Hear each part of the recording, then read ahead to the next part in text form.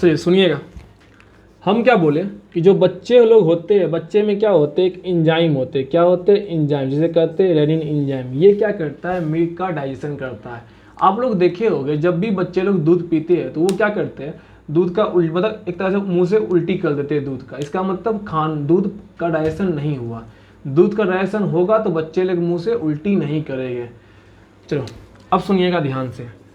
जो मिल्क होता है, मिल्क में एक प्रोटीन प्रेजेंट होता है, उस प्रोटीन को बोलते हैं केसिन प्रोटीन। कौन सा प्रोटीन प्रेजेंट होता है मिल्क में? मिल्क में एक केसिन प्रोटीन प्रेजेंट होता है। अब ये रेनिन क्या करता है, ये रेनिन क्या करता है, सुनिएगा ध्यान से। ये रेनिन क्या करता है, जो केसिन प्रोटीन मिल्क में प्रेजेंट होता है, इस प्रोटीन को पैरा केसिनेट में कन्वर्ट कर देता है। किस में कन्वर्ट कर देता है? पैरा केसिनेट में। और केसिन प्रोटीन का पैरा केसिनेट में कन्वर्ट होना इन दी प्रेजेंस ऑफ रेनिन, यानी कि रेनिन क्या करता है, मिल्क में प्रेजेंट केसिन प्रोटीन को पैरा केसिनेट में कन्वर्ट करवा देता है। इसी क्या कहते हैं? डाइजेशन ऑफ मिल्क करते हैं। इसी क्या बोलते हैं? डाइजेशन ऑफ मिल्क बोलते हैं, मिल्क का डाइजेशन होना। और इसी को दूसरा नाम दिया गया है क्या? कर्डिंग ऑफ मिल्क। क्या नाम दिया है? कर्डिंग ऑफ मिल्क। ये काम कौन करता है? रेनिन करता है। बट यहाँ भी HCl का इंपॉर्टेंट योगदान होता है। क्या योगदान होता है? सुनिए, ये जो रेनिन होता है ये रेनिन के फॉर्म में प्रेजेंट होता ही नहीं, ये प्रो रेनिन के फॉर्म में प्रेजेंट होता है। प्रो रेनिन मतलब आप लोग समझ गए होंगे कि ये इनएक्टिव फॉर्म में होता है। जब हाइड्रोक्लोरिक एसिड इस पे आता है तो भैया ये एक्टिव फॉर्म में कन्वर्ट होता है। जब ये एक्टिव फॉर्म में कन्वर्ट होगा तब जाके ये बच्चे में, इन चाइल्ड, मिल्क का डाइजेशन करेगा।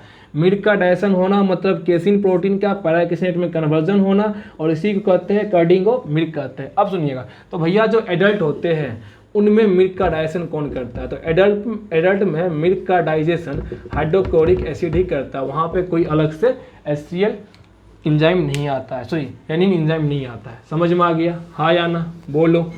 तो HCl एक्टिवेटर की तरह काम करता है। वो प्रो रेनिन को रेनिन में कन्वर्ट करता है और प्रो पेप्सिन को पेप्सिन में कन्वर्ट करता है। अब सुनो एक बात और, हम क्या बोले, जो भी सलाइवरी एमाइलेज होगा वो माउथ में काम करेगा। और माउथ में कौन सा मीडियम होता है? एल्कलाइन मीडियम होता है। इसका मतलब जो सलाइवरी एमाइलेज होगा उसको एल्कलाइन मीडियम चाहिए अपने काम करने के लिए, स्टार्च को शुगर में कन्वर्ट करने के लिए। बट जो स्टोमक होता है वहाँ पे कौन सा मीडियम होता है? वहाँ पे होता है एसिडिक मीडियम, AM होता है, एसिडिक मीडियम होता है। तो एसिडिक मीडियम को देखते हुए वो क्या करेगा भैया, सलाइवरी एमाइलेज अपना काम को रोक देगा, वो काम नहीं करेगा। तो HCl क्या करता है? It inhibits the functioning of salivary amylase by, बताओ बाय क्या? By introducing the acidic medium in the stomach. समझ में आया? हाँ या ना? मतलब सिंपल सा बात है, जर्म्स को किल करेगा, बैक्टीरिया को किल करेगा। मीडियम को एसिडिक बनाएगा क्योंकि पेप्सिन को काम करवाना, रेनिन को काम करवाएगा। दूध को क्या करेगा? डाइजेस्ट करेगा rennin in this childhood. Adult में क्या करेगा? HCl करेगा। थर्ड क्या करता है? एक्टिवेटर की तरह काम करता है। प्रो पेप्सिन को पेप्सिन में कन्वर्ट करेगा, तब जाके वो प्रोटीन का डाइजेशन करेगा, किसमें? पेप्टोन में। और प्रो रेनिन को रेनिन में कन्वर्ट करेगा, तब जाके वो मिल्क का डाइजेशन करेगा, केसिन प्रोटीन को पैरा केसिन में कन्वर्ट करेगा। और थर्ड होता है कि सलाइवरी एमाइलेज के फंक्शन को स्टॉप करेगा। क्या करेगा? स्टॉप करेगा। तो गैस्ट्रिक जूस में प्रेजेंट पेप्सिन और HCl को समझ गए। अब सुनना थर्ड क्या आता है भैया? म्यूकस। सबसे इंपॉर्टेंट चीज ये होता है, जैसे बलगम होता है ना, बलगम उसी कहते हैं म्यूकस, उसी टाइप का होता है। अच्छा, आप लोग बाजार जा रहे हो, ये चिंकी दीदी है। ये कौन सा दीदी है भैया? ये कौन सा दीदी है? चिंकी दीदी है। कौन सी दीदी है? चिंकी दीदी है। ये गई मार्केट। ये कहाँ गई? ये गई मार्केट। क्या गई? मार्केट। अभी चिंकी दीदी के पास रुपया है ही नहीं, लेकिन मार्केट चल गई, मोमोज देख रही, समोसा देख रही, तो उसको देख के क्या मुंह में ऑटोमेटिक पानी आता है क्या? अभी जो भी मुंह में प्रेजेंट सलाइवरी ग्लैंड होता है वो क्या करता है? सलाइवा का सिक्रेशन करता है। अब जब मुंह में पानी आएगा तो उसको हम तो फेंकते तो नहीं है, उसको हम निगल जाते हैं, सोलो कर जाते हैं। तो वो क्या होगा? इसोफेगस के होते हुए कहाँ आएगा? स्टोमक में आएगा। अब स्टोमक में कुछ भी गिरेगा, चाहे खाना गिरे या आप जो भी सलाइवा बना वो आप निगल लिए, तो स्टोमक के वार्ड को क्या लगा? खाना आया। वो तुरंत क्या करेगा? गैस्ट्रिक ग्लैंड को बोलेगा खाना आ गया है, जल्दी से गैस्ट्रिक जूस निकालो। और गैस्ट्रिक जूस जब भी निकलेगा, पेप्सिन निकलेगा, HCl निकलेगा और म्यूकस निकलेगा। क्या खाना आप लोग खाए थे? खाना नहीं खाए थे, बस खाना को देख के मुंह में पानी आ गया था। पर ये चीज स्टोमक को पता नहीं होता है, वो सिंपल बोलता है कुछ भी अगर गिरा स्टोमक के अंदर तो वो बोलता है खाना ही आया होगा, उसको हमको पचाना है। बट ऐसा होता नहीं है, क्योंकि आप खाना खाए नहीं थे, सिर्फ आप उसको देख के आपके मुंह में पानी आया और वो पानी कहाँ गया? स्टोमक में गया। पेप्सिन क्या बोलेगा, भैया कोई खाना आया ही नहीं तो प्रोटीन आएगा नहीं, तो ये अपना काम करेगा ही नहीं। अब HCl तो निकल गया। HCl क्या होता है, एसिड होता है। जब खाना होगा तो खाना को ये तोड़ने में हेल्प करेगा, एंजाइम को एक्टिवेट करने में हेल्प करेगा, किल्स करेगा जम को। जब खाना कुछ आया ही नहीं तो ये क्या करेगा, जो भी स्टोमक का इनर लाइनिंग होगा, जो वॉल होगा अंदर का, उसी क्या करेगा, ये जलाने लगेगा, बर्न करने लगेगा। और ये ज़्यादा अगर ये होने लगेगा तो वो एक बीमारी रीड करता है, इससे एक डिजीज होता है जिसे कहते हैं पेप्टिक अल्सर। क्या कहते हैं, पेप्टिक अल्सर। तो इस चीज़ से बचने के लिए क्या होता है कि भैया म्यूकस प्रेजेंट होता है, ये एक वैक्सी लेयर बना देता है, स्टोमक के इनर वॉल पे एक वैक्सी लेयर बना देगा। इससे क्या होगा, अगर हम खाना नहीं खाए, सिर्फ खाना को देख के मुंह में पानी आ गया, थिंकिंग करके पानी आ गया, तो अंदर में क्या होगा, गैस्ट्रिक जूस रिलीज होगा, उसमें HCl प्रेजेंट होगा, वो हमारे स्टोमक को बर्न नहीं कर पाएगा। बर्न क्यों नहीं कर पाएगा, क्योंकि एक वैक्स का लेयर आ जाता है। ये बात समझ में आया, हाँ या ना, बोल लो। चलो, तो आपसे पूछेगा भैया स्टोमक में क्या होता है, तो स्टोमक में एसिडिक मीडियम होता है और वहाँ पे प्रोटीन का डाइजेशन होता है। अब सुनना ध्यान से, स्टोमक में जिस तरह माउथ में जो फूड प्रेजेंट था उसको बोलस बोलते हैं, तो स्टोमक में जो भी फूड प्रेजेंट होगा उसको क्या बोलेंगे, काइम बोलेंगे। क्या बोलेंगे, काइम बोलेंगे। ये जो होता है सेमी डाइजेस्टेड फूड होता है, मतलब पूरी तरह से इसका डाइजेशन नहीं होता है, सेमी डाइजेस्टेड फूड होता है। और ये क्या होता है, एसिडिक नेचर का होता है। एसिडिक नेचर का क्यों होता है, क्योंकि गैस्ट्रिक जूस में HCl प्रेजेंट होता है और ये थिक होता है। क्या होता है, थिक होता है। अच्छा, आप लोग कभी भी वोमिटिंग हुआ है, तो वोमिटिंग में क्या होता है, जो भी स्टोमक का फूड होता है, जो काइम होता है, वो मुंह के थ्रू बाहर निकल जाता है। तो आप लोग देखिए, आपका मुंह खट्टा खट्टा लगता है। खट्टा खट्टा क्यों लगता है, क्योंकि एसिड होता है और एसिड का टेस्ट कैसा होता है, खट्टा होता है। स्टोमक में जो फूड प्रेजेंट था वो एसिडिक नेचर के थे और वो सेमी थिक होते हैं, मतलब ना पूरी तरह से डाइजेस्टेड, पूरी तरह से नहीं होते, वो सेमी डाइजेस्टेड होते हैं, वो थिक होते हैं। अगर वो मुंह के थ्रू बाहर निकलेगा तो मुंह भी खट्टा खट्टा लगता है।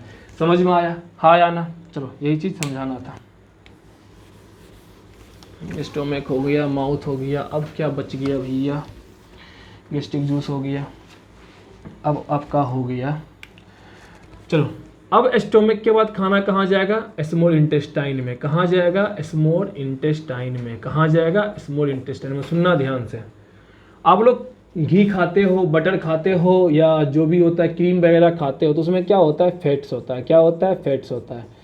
अब फैट्स का जो मॉलिक्यूल्स होता है, बहुत बड़ा बड़ा मॉलिक्यूल्स होता है। क्या होता है, बहुत बड़ा बड़ा मॉलिक्यूल्स होता है। इस मॉलिक्यूल्स को सिंपल कोई भी एंजाइम डाइजेस्ट नहीं कर पाएगा।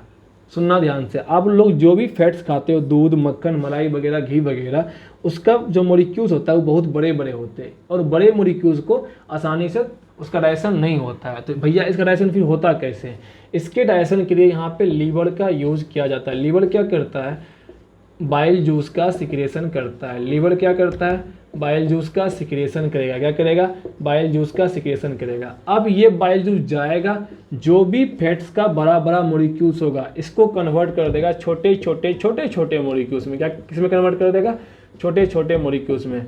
तो बाइल जूस क्या काम किया, बाइल जूस क्या किया, जो भी लार्ज फैट्स ग्लोब्यूल्स को स्मॉलर फैट ग्लोब्यूल्स में कन्वर्ट करने का काम किया। तो बाइल जूस क्या करता है, it convert the large fats globules into smaller fat globules में। और इस प्रोसेस को कहा जाता है इमल्सिफिकेशन। क्या कहते हैं, इमल्सिफिकेशन।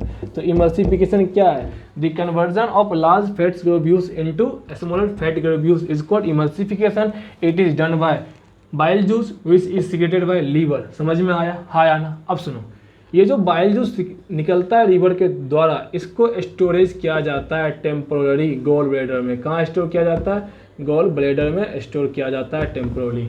तो गॉल ब्लैडर क्या करता है, temporary storage of bile juice. समझ में आया, इतना समझ में आ गया। अब सुनिएगा ध्यान से, ये था लीवर। लीवर क्या था भैया, जो भी बड़े बड़े फैट्स ग्लोब्यूल्स था उसको स्मॉल फैट ग्लोब्यूल्स में कन्वर्ट कर दिया, उसको क्या कहते हैं, इमल्सिफिकेशन कहते हैं। एक और आता है ग्लैंड, इसे कहते हैं पेनक्रियाज। क्या कहते हैं, पेनक्रियाज। अब सुनना, पेनक्रियाज दो एंजाइम निकालते हैं। पेनक्रियाज दो एंजाइम निकालते हैं, एक निकालते हैं ट्रिप्सिन, एक क्या निकालते हैं, ट्रिप्सिन। क्या निकालते हैं, ट्रिप्सिन। एक क्या निकालते हैं, पेनक्रिएटिक, एक निकालते हैं पेनक्रिएटिक लाइपेज। क्या निकालते हैं भैया, एक निकालते हैं आपको पेनक्रिएटिक लाइपेज। सुनिएगा ध्यान से, पेनक्रियाज दो एंजाइम निकाला, एक ट्रिप्सिन, एक पेनक्रिएटिक लाइपेज। ट्रिप्सिन क्या करेगा, जो भी प्रोटीन बचा होगा स्टोमक में डाइजेशन होने के बाद, उस प्रोटीन को पेप्टोन में कन्वर्ट कर देगा। क्या किस में कन्वर्ट कर देगा? पेप्टोन में कन्वर्ट कर देगा। ट्रिप्सिन क्या करेगा? जो भी प्रोटीन बचा होगा आफ्टर स्टोमक उसको क्या करेगा? पेप्टोन में कन्वर्ट कर देगा। एक होता है पेनक्रियाटिक लाइपेज, ये क्या करेगा?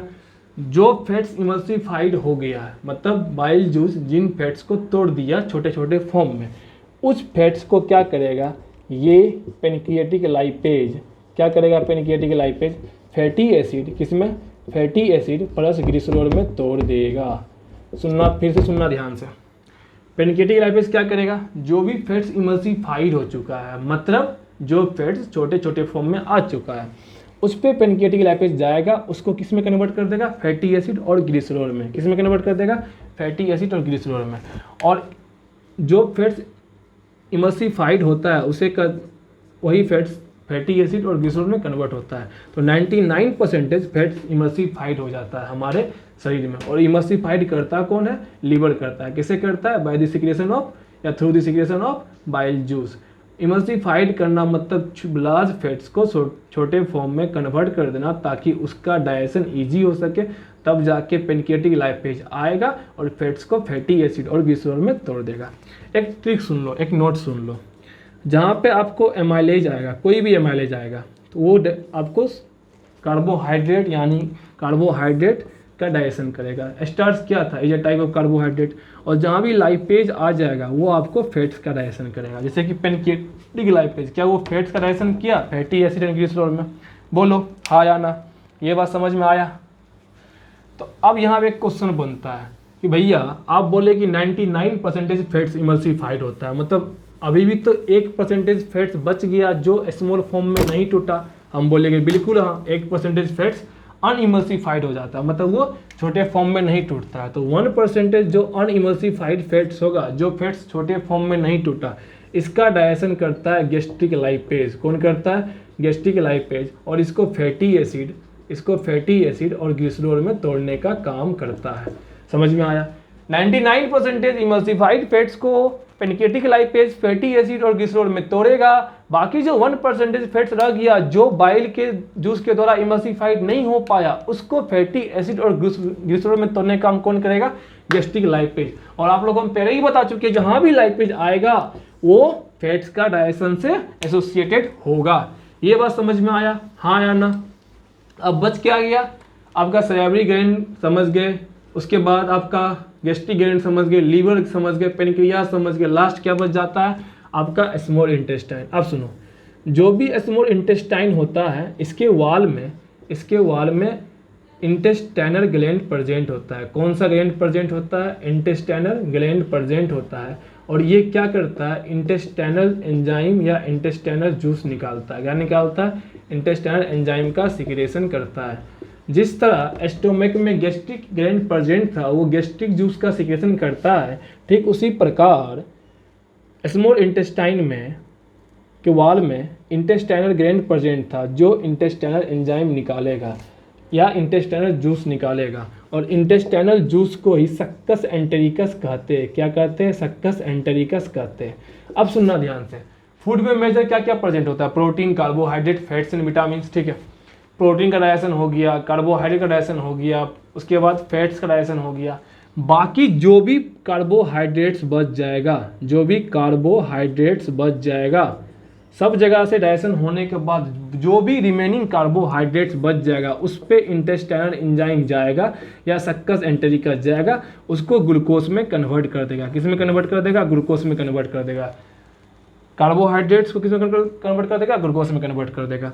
बाकी जो भी प्रोटीन बच जाएगा स्टोमैक, उसके बाद ट्रिप्सिन के अलावा जो भी रिमेनिंग प्रोटीन रह जाएगा उसको पेप्टोन में और अमीनो एसिड में कन्वर्ट कर देगा। किस में कन्वर्ट कर देगा? पेप्टोन में और अमीनो एसिड में कन्वर्ट कर देगा। कौन करेगा? इंटेस्टाइनल एंजाइम या सक्कस एंटेरिकस। बाकी जो भी फैट्स बच जाएगा आफ्टर ट्रिप्सिन के पेनक्रियाटिक लाइपेज के अलावा जो भी फैट्स बच जाएगा, उस फैट्स को फैटी एसिड और ग्लिसरॉल में कौन तोड़ेगा? Intestinal enzyme. मतलब स्मॉल इंटेस्टाइन करता है क्या? बेसिकली जो भी रिमेनिंग पार्ट बच जाता है फैट्स का, प्रोटीन्स का एंड कार्बोहाइड्रेट का, उसका डाइजेशन करता है। ये बात समझ में आया, हाँ या ना, बोलो, ये बात समझ में आया। और आपका डाइजेशन स्मॉल इंटेस्टाइन में जाके खत्म हो जाता है, स्मॉल इंटेस्टाइन के बाद आपका डाइजेशन नहीं होता है।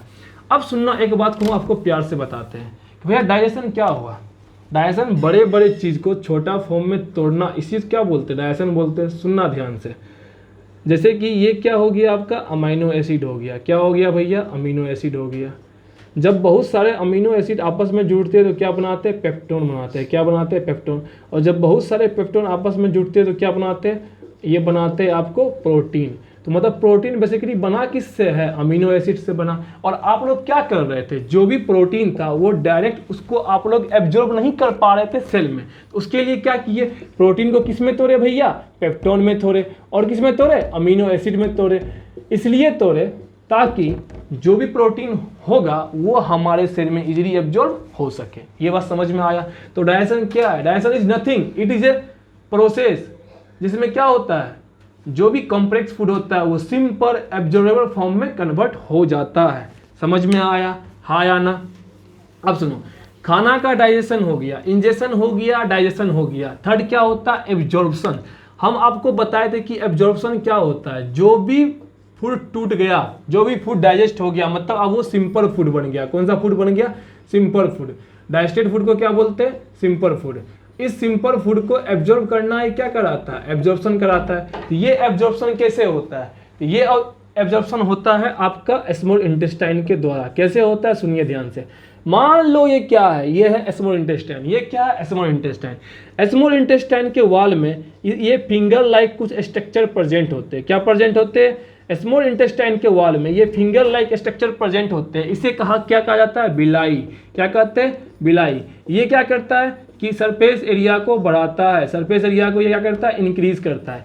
सरफेस एरिया को इंक्रीज करने का मतलब सुनो, अभी ये फोल्डेड फॉर्म है, फिंगर लाइक जो फोल्डेड स्ट्रक्चर है, अगर इसको आप निकाल दो, इसको आप खींच दो, इसको एक्सटेंड करो, कैसा लंबाई बढ़ जाएगा उतना। इसको अगर आप इस कोना से पकड़ो, इस कोना से पकड़ो, इसको आप एक्सटेंड कर दो, यहाँ से लेके तो खींच दो। जब खींचिएगा तो क्या ये लेंथ बढ़ जाएगा। आप इतना बड़ा लेंथ को इस फॉर्म में रखे, कैसे घुमा घुमा के रखे, फिंगर लाइक फोल्ड करके रखे, तो इससे क्या होता है कि सरफेस एरिया बढ़ जाता है। तो भिलाई क्या है, ये स्मॉल इंटेस्टाइन के वॉल में प्रेजेंट होता है। उसके बाद ये सरफेस एरिया को इंक्रीज करता है। इसका काम किया, फूड को एब्जॉर्ब करना। क्या करना, ये फूड को एब्जॉर्ब करके कहाँ भेजेगा, सेल में भेजेगा, फिर सेल से ब्लड में जाएगा फूड। समझ में, ब्लड में क्या जाएगा, फूड जाएगा, ग्लूकोज जाएगा। ये बात समझ में आया, समझ में आ गया। मतलब आपसे पूछेगा कि भैया स्मॉल इंटेस्टाइन में फूड कैसे एब्जॉर्ब होता है, थ्रू बिलाई। बिलाई कैसे करता है भैया, फूड को सिंपल डाइजेस्टेड फूड यानी सिंपल फूड को एब्जॉर्ब करता है और एब्जॉर्ब करके ब्लड में भेज देता है। ये काम कौन करता है, स्मॉल इंटेस्टाइन करता है। अब सुनना ध्यान से, ये जो स्मॉल इंटेस्टाइन होता है ऐसा ही होता है, सब इंस्पेक्टर नहीं, स्मॉल इंटेस्टाइन ये 3 पार्ट होता है। इसका कितना पार्ट होता है, 3 पार्ट होता है। फर्स्ट पार्ट को कहते हैं डिओडेनम। क्या कहते हैं, डिओडेनम। क्या कहते हैं, डिओडेनम। सेकेंड पार्ट को कहते हैं जेजूनम। क्या कहते हैं, जेजूनम। और थर्ड पार्ट को कहते हैं इलियम। क्या कहते हैं, इलियम। सुनना ध्यान से, ये स्मॉल इंटेस्टाइन 3 पार्ट में बटा होता है, डिओडेनम, जियोजेनम और इलियम। स्मॉल इंटेस्टाइन में डाइजेशन आके कंप्लीट हो जाता है, इसके बाद डाइजेशन नहीं होता है। और एब्जॉर्प्शन भी कहाँ होता है, स्मॉल इंटेस्टाइन में होता है।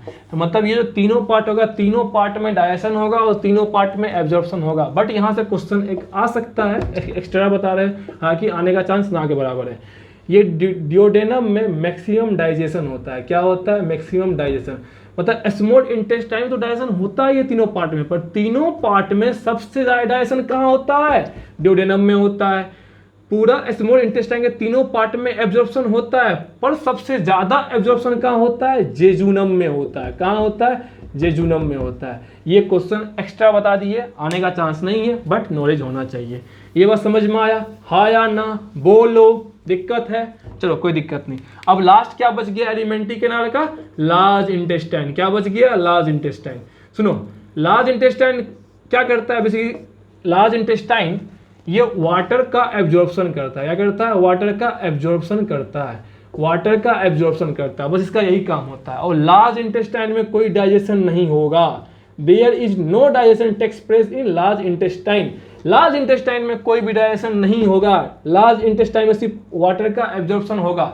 अगर लार्ज इंटेस्टाइन में वाटर का एब्जॉर्प्शन नहीं होगा तो हम लोग बोलते हैं लूज मोशन हो गया। तो लूज मोशन में क्या होता है भैया, जो भी वाटर था उसका एब्जॉर्प्शन मतलब हो नहीं रहा है लार्ज इंटेस्टाइन के द्वारा, तो वो लूज मोशन हो जाता है, तब जाके हम लोग को थकावट लगता है। तो बॉडी में पानी होना चाहिए, इलेक्ट्रोलाइट का वो मेंटेन करता है। अगर बॉडी से पानी जाएगा तो आप लोग को वीकनेस आएगा। लूज मोशन में क्या होता है कि भाई जो भी वाटर होता है वो आपको बाहर निकल जाते हैं बॉडी से, तो हम लोग को मतलब फैटिगनेस आता है, थकावट आता है। तो लार्ज इंटेस्टाइन क्या करता है, वाटर एब्जॉर्प्शन करता है, सिर्फ और सिर्फ वाटर एब्जॉर्प्शन करता है, डाइजेशन नहीं करता है।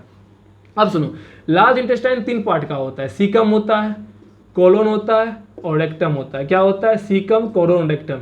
इन तीनों में क्या होगा भैया, वाटर का एब्जॉर्प्शन होगा। वाटर का एब्जॉर्प्शन होने के बाद जो भी अनडाइजेस्टेड फूड होगा, जो भी अनडाइजेस्टेड फूड होगा, या आप उसको कह सकते हो जो भी फीकल मटेरियल होगा, क्या होगा, जो भी फीकल मटेरियल होगा वो आके रेक्टम में क्या हो जाएगा, स्टोर हो जाएगा। तो अनडाइजेस्टेड फूड कहाँ स्टोर होता है, रेक्टम में आके स्टोर होता है। उसके बाद जब इसका अर्ज आएगा तो ये इसके थ्रू बाहर निकाल दिया जाएगा, तो उसे कहते हैं इजेशन। क्या कहते हैं, इजेशन। बॉडी के थ्रू बाहर निकाल दिया जाएगा थ्रू एनस। ये समझ में आ गया। अब सुनो, कोलोन जो होता है ये भी 3 पार्ट का होता है। एक होता है असेंडिंग कोलोन, ट्रांसवर्स कोलोन और डिसेंडिंग कोलोन। बस इतना याद रखना है। आपका डाइजेशन खत्म। आपका क्या खत्म हो गया, आपका डाइजेशन खत्म हो गया। ये समझ में आया, बोलो हाँ या ना। अच्छा, एक आता है भैया पाइल्स। पाइल्स एक बीमारी होता है ना। पाइल्स में क्या होता है, सुनना ध्यान से। पाइल्स में क्या होता है, ये जो रेक्टम होता है, क्या होता है, ये जो रेक्टम होता है, आप जो भी बाहर के खाना खाते हो उसमें क्या होता है, ऑयल वगैरह ज़्यादा होता है और उसमें मतलब वो सही नहीं होते हैं। तो वो जब आप लोग खाते हैं तो क्या करता है, रेक्टम के वाल को जाके इरिटेट करता है, वो स्वेलअप कर देता है। और जब भी यहाँ से अनडाइजेस्टेड फूड बाहर निकलेगा तो इसे क्या करता है, खरोचते हुए बाहर निकलेगा। तो ये मसल्स फट जाता है और जब मसल्स फटेगा तो ब्लड आएगा। मतलब क्या कहते हैं कि भैया बाथरूम में ब्लड आता है, तो ये पाइल्स की वजह से होता है। पाइल्स में क्या होता है, रेक्टम का वाल स्वेलअप हो जाता है और उसमें ब्लड भर जाता है। और जब भी बाथरूम हम लोग करने जाते हैं तो जो भी अनडाइजेस्टेड फूड होता है वो बाहर निकलता है। तो इसको आपको मतलब इसको जो टच करते हैं उसको कटिंग मतलब ब्लड के प्रोड्यूस को रप्चर कर देते हैं। जब रप्चर करेगा तो ब्लड के साथ क्या आएगा, फीकल मटेरियल बाहर चले आएगा। तो ये एक अलग से पॉइंट था, बता दिए। चलो एक बार शॉर्ट रिवीजन भैया। डाइजेशन क्या था, डाइजेशन कुछ भी नहीं था। जो भी फूड हम लोग खाए उस कम्प्लेक्स फूड को सिंपल फॉर्म में तोड़ दिए। तोड़ने से क्या हो गया, उसको एब्जॉर्ब करने में इजी हो जाएगा। तब तो हम लोग कोई चीज़ कर पाएंगे। जब हम लोग फूड को एब्जॉर्ब करेंगे तो उससे क्या मिलेगा, एनर्जी मिलेगा। और जब एनर्जी मिलेगा तो हम लोग कोई काम इजीली कर पाएंगे। अब सुनना ध्यान से, डाइजेशन क्या क्या होता है। माउथ में क्या होता है, सलाइवा होता है। सलाइवा में क्या होता है, सलाइवरी ग्लैंड होता है। वो क्या करता है, 30% रैपिड स्टार्च को ग्लूकोज में कन्वर्ट करता है, उसको शुगर में कन्वर्ट करता है, हाँ या ना। फिर आओ स्टोमक। स्टोमक में क्या होता है, पेप्सिन प्रेजेंट होता है। वो क्या करता है, प्रोटीन को पेप्टोन में कन्वर्ट कर देता है। फिर आओ लीवर। वो क्या करता है, बाइल जूस का सेक्रेशन करता है। वो क्या करता है, लार्ज फैट्स ग्लोब्यूल्स को स्मॉल फैट्स ग्लोब्यूल्स यानी कि मॉलिक्यूल्स में कन्वर्ट करता है। And that process is known as emulsification. अब आप पेनक्रियाज। पेनक्रियाज में पहला आता है ट्रिप्सिन। ट्रिप्सिन क्या करता है, जो भी प्रोटीन बच जाता है स्टोमक के अलावा उसको पेप्टोन में कन्वर्ट करता है। और आता है पेनक्रियाटिक लाइपेज। लाइपेज मतलब जो फैट्स का डाइजेशन करेगा। वो क्या करता है, 99% इमल्सिफाइड फैट्स को फैटी एसिड और ग्लिसरॉल में कन्वर्ट करता है।